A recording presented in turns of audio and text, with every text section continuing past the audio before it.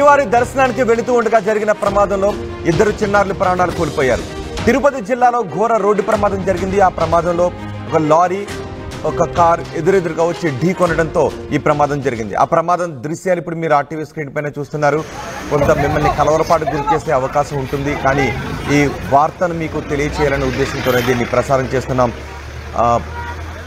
Air bags open అయ్యాయి. Open అయినప్పటికీ కూడా కారులో ఉన్న వాళ్ళు ప్రాణాలు కాపాడలేకపోయారు. ఆ కారు దగ్గర రక్తపు మరకలు కూడా కనిపిస్తూ ఉన్నాయి. దీంతో ఆ ప్రదేశం హృదయ విదారకంగా కనిపిస్తుంది. ఎదురెదురుగా వస్తున్న ఒక కారు లారీ ఢీ కొనడంతో ఈ ప్రమాదం జరిగింది.